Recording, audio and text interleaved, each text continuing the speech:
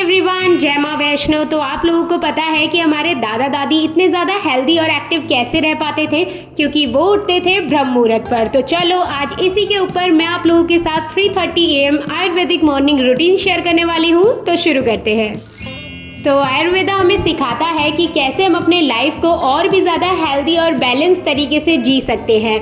आयुर्वेदा के अकॉर्डिंग आपको मॉर्निंग में 3 बजे से लेकर 6 बजे तक के बीच में बिस्तर को छोड़ देना ही चाहिए। आयुर्वेदा के अकॉर्डिंग हमारे अंदर 3 तरीके के दोष पाए जाते हैं जो पूरे दिन में अलग अलग समय पर डोमिनेंट होते हैं। तो इन तीनों में से एक दोष बाय बर्थ हमारे अंदर होता ही है। अब आपको इनमें से कौन सा दोषा है इसे आइडेंटिफाई करने के लिए आयुर्वेदा में कई सारे टेस्ट दिए गए हैं, तो उन्हें देखकर आप अंदाजा लगा सकते हैं। मुझे वता दोष है और वता दोष एसोसिएट होता है मूवमेंट से, जो सबसे ज्यादा डोमिनेंट होता है ब्रह्म मुहूर्त के टाइम। इसलिए आप सबको ब्रह्म मुहूर्त में उठ जाना ही चाहिए। लेकिन अगर आप स्कूल, कॉलेज या ऑफिस जाते हैं तो इतना जल्दी उठना थोड़ा सा मुश्किल हो जाता है, तो आप 5 से 6 बजे के बीच में भी उठ सकते हैं। लेकिन मैंने तो डिसाइड किया था कि मैं ब्रह्म मुहूर्त में उठकर प्रॉपरली इस रूटीन को फॉलो करूंगी, और इस टाइम पर उठना और भी ज्यादा मुश्किल हो जाता है अगर आप रात को टाइम पर नहीं सोते हैं, नींद को नहीं पूरा करते हैं और पूरे दिन भर में एक बैलेंस डाइट नहीं लेते हैं। तो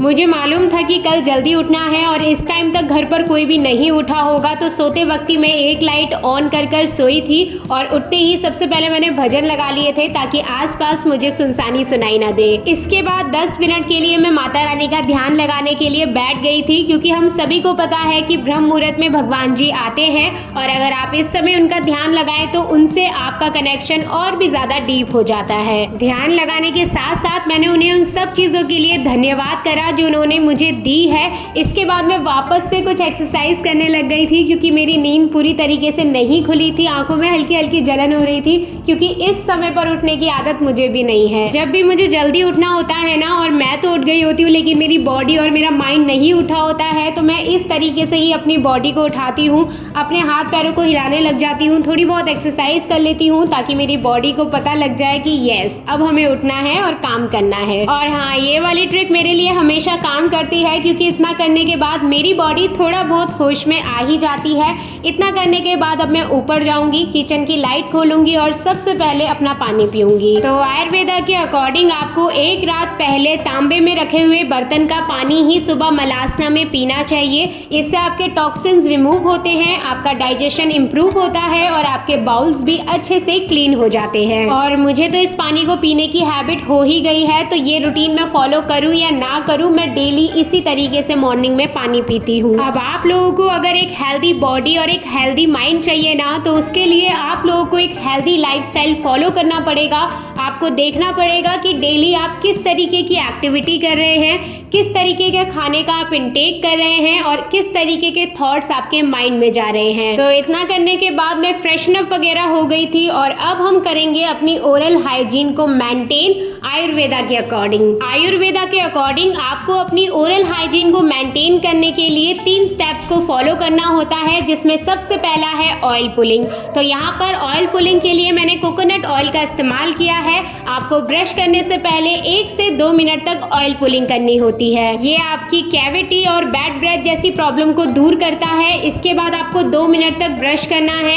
अगर आप ब्रश के लिए बैम्बू ब्रश या फिर दातून का इस्तेमाल कर सकते हैं तो ये और भी ज्यादा बेनिफिशियल है। रात भर आपकी टंग में जर्म्स इकट्ठे हो जाते हैं, तो मॉर्निंग में ब्रश करने के बाद आपकी टंग को क्लीन करना भी इम्पोर्टेंट है। आयुर्वेदा में ना आई क्लींजिंग को बहुत ही ज्यादा इंपॉर्टेंस दी गई है। मॉर्निंग में उठकर आपको अपनी आईज को इस तरीके से क्लींस करना चाहिए, ताकि पूरे दिन भर में जितना भी डस्ट उसके अंदर गया है वो रिमूव हो जाए, और जितना भी प्रेशर आपकी आईज पर पड़ा है ना, वो इस तरीके से काम हो जाए। कुछ इसी तरीके से ना आपको अपनी नोज को भी करना होता है। मैंने करने की कोशिश करी थी, मुझसे हुआ नहीं, इसीलिए मैंने आप लोगों को दिखाया भी नहीं। इसके बाद अब मैं फिर से 15 से 20 मिनट के लिए माता रानी का नाम जाप करने के लिए बैठ जाऊंगी, क्योंकि मुझे पीरियड्स हो रखे हैं, तो मैं पूजा करने तो जा नहीं पाऊंगी। इस टाइम को आप यूज कर सकते हैं मेडिटेशन करने में। जिस भी भगवान को आप मानते हैं उनका नाम उच्चारण कर सकते हैं, इससे ना आपका ऑरा भी क्लींस होगा और पूरे दिन भर आपके आसपास बस पॉजिटिविटी ही रहेगी। आई क्लींजिंग और 15 से 20 मिनट इस सेशन को करने के बाद मुझे इतना ज़्यादा रिलैक्सिंग महसूस हो रहा था और जो भी पछतावा मुझे थोड़ी देर पहले तक हो रहा था वो सब खत्म हो गया था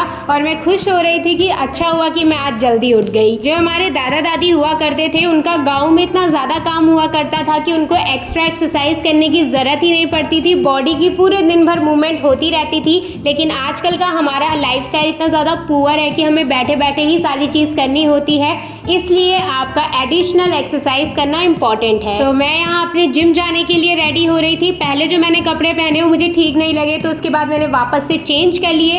हेयर कॉम्ब करने के लिए आपको वुडन कॉम्ब का ही इस्तेमाल करना चाहिए। ये आपके बालों को हेल्दी भी रखता है और आपके ब्लड सर्कुलेशन को भी इंक्रीज करता है। मेरे घर से जिम थोड़ा दूर पड़ता है इसलिए मैं पैदल ही जाती हूँ और पैदल चलने में ही मेरा अच्छा खासा वार्म अप हो जाता है। रास्ते में ही मैंने प्री वर्कआउट के तौर पर केले खा लिए थे। आज जल्दी उठ गई थी तो जिम थोड़ा सा और जल्दी चली गई थी तो लोग बिल्कुल ना के बराबर थे और जिम में जब ज़्यादा लोग नहीं होते हैं ना तो एक्सरसाइज करने में और भी ज़्यादा मज़ा आता है। और आप लोग मुझसे पूछते हैं ना कि दीदी हम भी ज्वाइन करना चाहते हैं लेकिन अकेले ज्वाइन करने में हेजिटेशन हो रही है, तो अगर आप अकेले ज्वाइन करना चाहते हो ना तो मॉर्निंग में या तो जल्दी जाओ और शाम को अगर जाना चाहते हो तो भी जल्दी जाओ क्योंकि कम लोग होंगे तो आपको हेजिटेशन भी कम होगी। तो आज था मेरा बैक डे, तो आज सारी एक्सरसाइज बैक की होगी। 4 से 5 एक्सरसाइज मारूंगी, इसके बाद थोड़ा सा बाइसेप भी करूंगी। जो ये वाली एक्सरसाइज है ना इसे करने के लिए मैं परसों से एक्साइटेड हो रही थी कि कब मेरा बैक डे आएगा और कब मैं ये वाली एक्सरसाइज करूंगी। और अपने आप को डेली जिम जाने के लिए मोटिवेट करने के लिए ना मैं अपने आउटफिट्स पर बहुत ज़्यादा ध्यान देती हूँ क्योंकि जिस दिन मुझे मेरा आउटफिट अच्छा लगता है ना या मैं एक्साइटेड होती हूँ उसे पहनने के लिए,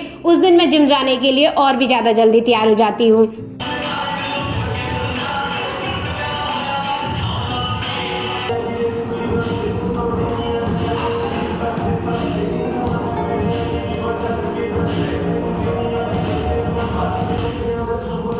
बैक और बाइसेप का अच्छा खासा सेशन करने के बाद अब मैं 5 मिनट रेस्ट करूंगी। इसके बाद हम घर चलेंगे। घर पहुंचने के बाद मुझे पोस्ट वर्कआउट मील लेनी होती है तो आज मुझे समझ नहीं आ रहा था कि क्या खाऊं, तो मैं अपनी फ्रेंड के साथ शेक की शॉप पर चली गई थी और वहां मैंने मैंगो शेक पी लिया। इसको पीने के बाद हम घर चलेंगे। घर जाने के बाद मैं लूंगी शावर, लेकिन शावर लेने से पहले हम करेंगे अभ्यंगा।